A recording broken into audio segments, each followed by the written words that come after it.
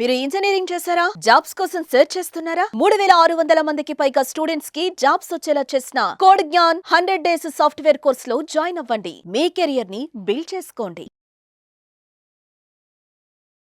So అమ్మ ఇప్పుడు పెళ్లిళ్ళు కావడమే గగనం అయిపోతూ ఉంది.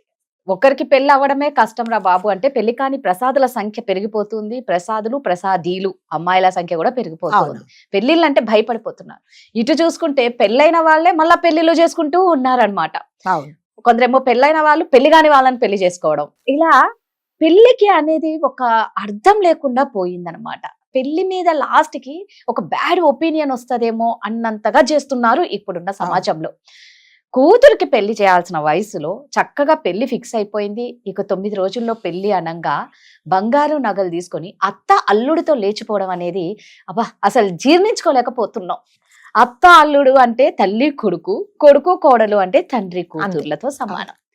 నువ్వు అత్తగారింటికి పంపించాల్సిన కూతురికి బుద్ధులు చెప్పి ఎలా ఉండాలో నేర్పించాల్సిన తల్లివి అల్లుడితో జంప్ అవ్వడం ఏంటమ్మా?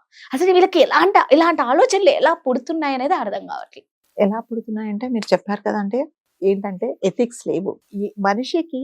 ఇప్పుడు ఎలా అయిపోయారంటే ప్రతి ఒక్కరు, పిల్లలు కానీ పెద్దవాళ్ళు కానీ ఎవరైనా సరే, నాకు నచ్చితే నేను చేసేస్తా, దాని కాన్సిక్వెన్సెస్ ఏంటి, ఇది చెయ్యాలా చెయ్యకూడదు అనేది ఆలోచించటం లేదు. నాకు నచ్చింది నేను చేసేస్తున్నాను అంతే. ఇప్పుడు ఈవిడ చేసి మీరు అన్నట్టుగా ఆవిడ చేసింది కూడా అంతే. సో అల్లుడి మీద మనసు పడింది.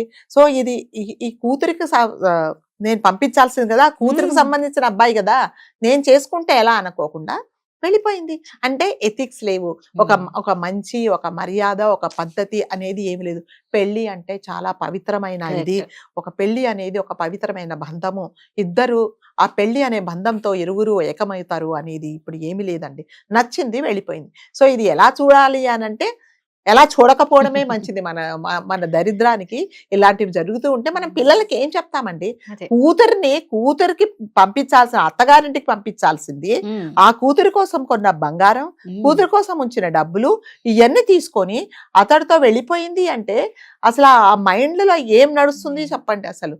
అంటే నీతి నిజాయితీ పద్ధతి పాడు ఏమీ లేదండి, ఏం లేదు. నేను చెప్పాను కదా, నచ్చింది నేను చేసేస్తాను అంతే.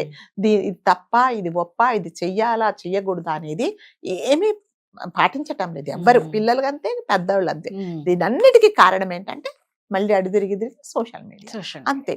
యూట్యూబ్ లో చూడాలి, ఏం చేయాలి. ఇప్పుడు నాకు యూట్యూబ్ లో మీరు ఏది కావాలంటే అది మీరు మాట్లాడితే వచ్చేస్తున్నాయి. ఇది ఒక ఎత్తు అయితే, ముగ్గురు పిల్లలు ఉన్న తల్లి అంటే ఫస్ట్ భర్త డైవర్స్ అని కొంతమంది అంటారు, చనిపోయాడని కొంతమంది అంటారు, రెండో భర్తకి యాక్సిడెంట్ అయి హ్యాండిక్యాప్డ్ అయిపోయి ముగ్గురు పిల్లలు. ఆమె చూస్తే 18 ఏళ్ళ అబ్బాయితో ఆవిడ వెళ్ళిపోయింది. పెళ్లి చేసేసుకుంటున్నాం మేము, మాకు నచ్చింది. ఏంటమ్మా కుర్రోడికి నేను చూసానండి, మాట్లాడడానికి కూడా రావట్లేదండి. Is just completed is intermediate అండి, 12th స్టాండర్డ్ కంప్లీట్ చేశాడు. ఆ అమ్మాయి, ఆమె చూస్తే దాదాపు ఒక 35 ఇయర్స్ 35 ఇయర్స్ ఉంటుంది. ఎందుకు పెళ్లి చేసుకున్నావంటే నేను హ్యాపీగా ఉంటాను ఆమెతో అని చెప్తాడు అతను. ఇటు చూసి ఏమో అల్లుడితో, ఇటు చూసి ఏమో పిల్లల్ని వదిలేసి అసలు ఈ పెళ్లిళ్ళు ఏంది? ఎవరి కోసం పెళ్లిళ్ళు పెట్టారు?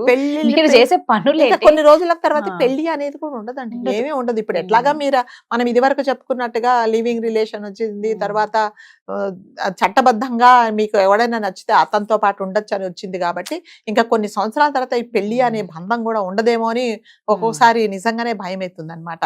సో ఎందుకంటే ఏం పాటించడం లేదు. పెళ్లి అసలు వాళ్ళు కొంతమంది ఏమైనా పెళ్లి ఎందుకు చేసుకోవాలి, పెళ్లి ఏం అవసరము, ఇద్దరు పెళ్లి చేసుకోకుండా ఇద్దరు కలిసి ఉండకూడదా అని కూడా అడుగుతున్నారు.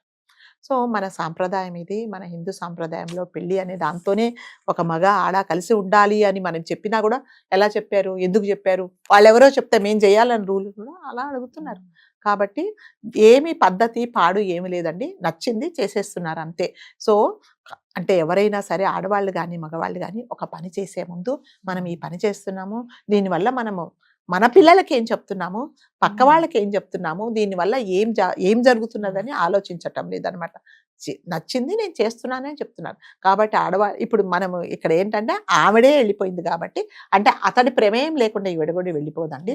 సో ఏదైనా సరే అతనితో పాటు అల్లుడు అని చెప్పకూడదు. జనరల్గా అల్లుడు అంటే మన కొడుకుతో సమానం కదా. అల్లుడు ఇది వరకు అండి, మీకు తెలుసో తెలీదో, మా అమ్మగారు మా వారిని చూస్తే బయటకు వచ్చేది కాదనమాట.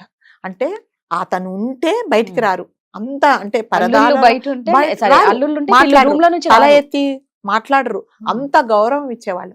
ఏంటండి ఆ గౌరవం ఎక్కడ పోయిందండి ఇప్పుడు? ఆ కొడుకులు కొడుకుతో సమానంగా చూడాలి. అత్తగారు అంటే ఉమ్. అమ్మ అని అర్థం అన్నమాట.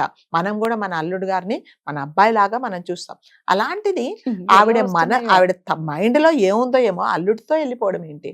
సో అతను కూడా ఒకవేళ ఈవిడ మైండ్ చెడిపోయి అన్నా కూడా లేదమ్మా ఇది కాదు తప్పు, నేను మీ అమ్మాయిని పెళ్లి చేసుకోవడానికి ఉమ్. వచ్చానని చెప్పకుండా అతను వెళ్ళిపోయాడంటే, పైగా వాళ్ళిద్దరు వెళ్ళిపోయి అతను ఒక లెటర్ రాసి పెట్టాడు, మీకు తెలుసో తెలీదో, ఉమ్. మీ ఆవిడి మీతో సుఖంగా లేదు, నాతో సుఖంగా ఉంటుంది, సో నేను కూడా సుఖంగా ఉంటాను, నీ కూతురితే కంటే వాళ్ళ మీ ఆవిడతోనే నేను సుఖంగా ఉంటాను కాబట్టి నేను తీసుకొని వెళ్ళిపోయాను అని చెప్పాడు అనమాట.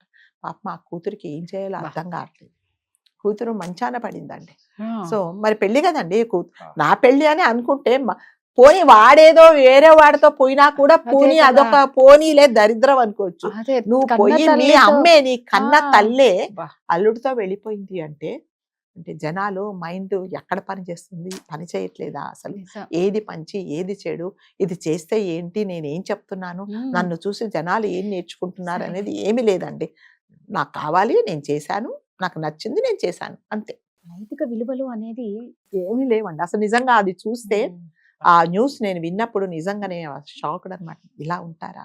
తల్లి అంటే పిల్లల్ని కడుపులో పెట్టుకొని ఆ పిల్ల పెళ్ళి అయ్యేదాకా అప్పులు చేసి సప్పులు చేసి 10 అబద్ధాలు చెప్పి ఒక పెళ్లి చేయాలి. అలాంటిది నువ్వు వెళ్ళిపోవడం ఏంటి అయినా కూడా. ఆ వెళ్ళిపోవడం అంటే నీ మైండ్ ఎక్కడ పని చేస్తుంది, పని చేయట్లేదా కూడా తెలియట్లేదండి. అందుకని పెళ్లి అనేది ఇంకా కొన్ని రోజుల తర్వాత, కొన్ని సంవత్సరాల తర్వాత పెళ్లి అనేది కూడా ఉండదనే నేనైతే అనుకుంటాను. ఉండదు, ఇక పెళ్లి ఉండదు, ఏముండదు. ఎందుకు అనవసరమైన ఖర్చులు? మీ ఇద్దరికి నచ్చిందా కలిసి ఉండండి, లేదు ఇప్పుడు ఇంకోటి ఇందాక మనం చెప్పుకున్నట్టుగా అమ్మాయిలు నచ్చితే అమ్మాయిలు కలిసి ఉండండి, అబ్బాయిలు కలిస్తే అబ్బాయిలు కూడా కలిసి ఉండండి, మాకేం ప్రాబ్లం లేదు అనే రోజులు వస్తాయేమో. సో అలాగే ఇంకా ఉంది. ఎన్ని ఘోరాలు చూడాల్సి వస్తుందో మనకు తెలియదు. ముందు ముందు నిజంగా అసలు ఏం చూస్తామో ఏమో, ఎవరికి ఎవరితో పెళ్లిళ్ళు అవుతాయో కూడా ఏం అర్థం కావట్లే. ఒకప్పుడు అయితే ఖచ్చితంగా అమ్మాయికి అబ్బాయి ఈ వయసు ఇట్లే పెళ్లిళ్ళు అయితే భార్య భర్తలు. ఇప్పుడు అలా అందుకే లేదు. కదండి ఏ వయసులో జరగాల్సిన ముచ్చట ఆ వయసులో జరగాలి. ఘోరంగా ఉంది. అబ్బాయికి కానీ అమ్మాయికి కానీ ఒక ఏజ్ వచ్చినప్పుడు చక్కగా పెళ్లిళ్ళు చేస్తున్నారు. ఇప్పుడు ఏంటంటే ఇప్పుడు ఆ విషయం చెప్పుకోవడానికి కూడా ఆవిడ ఆల్రెడీ పెళ్ళయింది. మరి అల్లుడిని తీసుకొని వెళ్ళిందంటే ఆ అల్లుడి మైండ్ ఏమైందో మరి అత్తగారి దగ్గర మరి మనకు తెలియదు ఇంకా అవన్నీ ఏమో. విషయాలు. అసలు ఎవరిని చూసి ఆవిడ ఎవరికి ఎలా ప్రేమ ఏం పుడుతుందో పుడుతుందో అర్థం కూడా కావట్లేదు. తెలియటం లేదు. థ్యాంక్ యూ అమ్మా. Thank you.